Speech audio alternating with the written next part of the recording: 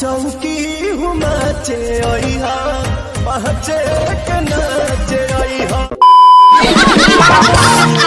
लोग उम्मीद बा अच्छा खबर और ये वीडियो का मकसद बा हंसे और हंसावे खातिर दिल दिमाग पे सीरियस में ना रहे खातिर। तो आज के वीडियो में नु बहुत मजा आवा तो देखम एंड तक। तुमसे मिलते तेरा पिया का लिपट गाया रे। अरे लिपट का गाया करी बहन चो तो पेलू दिया, लेकिन भैया तू एगो बात बतावो, भैंसी कब लिपटता है? ना यार हम सोचले रहनी कि नया साल आइल बा, कुछ नया सुने की मिली खेसारी भैया मुंह से, लेकिन यहाँ तराते दिया बुता के पिया क्या क्या किया, बतार संगे का कैलू, यह सब चलता। बिजुरिया कट गया रे, घटना घट गया रे। भइल ना 2018 की बात, राते दिया बुता के पिया क्या क्या किया, बिजुरिया कट गया रे, तलड़वा चाट लिया रे। और हमें गाना अब ज्यादा नहीं बोलब, ज्यादा बोलब तो केस हो जाई रे।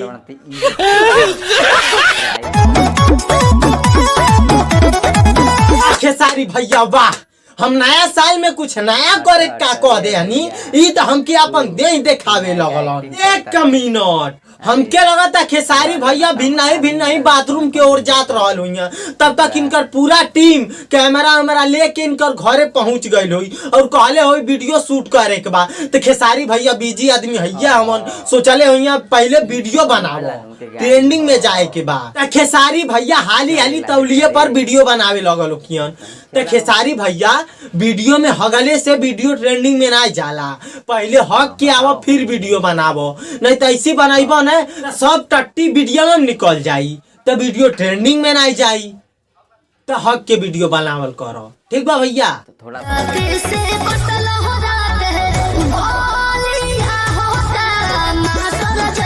गलिया कटला टमाटर जैसन, पेड़ दिहला कुकुरे जैसन। तब भौजी छोट बात के बढ़हन इशू मत बनावो, बहुत जा दवाई लगावो, जौन की ठीक हो जाई।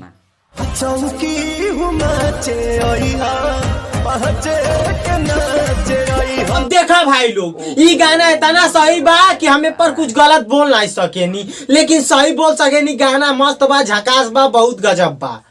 बना दियो झाजी सैया के 2 इंच बढ़ जाए। हाई हम सीधा साधा ना है घमंडी, ते है रंडी, मंतर मार देले बानी, बस जाग घरे ओकर लाड़ पकड़ लिए 2 इंच बढ़ जाई। और रेताना कैलहू पे अगर ओकर 2 इंच नहीं बढ़ता ना तो उसे मरवावल छोड़ दे, हमसे मरवाओ। तो बस भाई लोग आज खातिर इतने, उम्मीद करता नहीं वीडियो तो हम लोग के अच्छा लगल हुई। अगर अच्छा लगल तो वीडियो के लाइक कर दिया और कमेंट कर बताइए वीडियो कैसा लागल, और चैनल पे नया हुई तो चैनल के जरूर से सब्सक्राइब कर लिया। तो मिला था नेक्स्ट वीडियो में, तब तक के लिए बाय।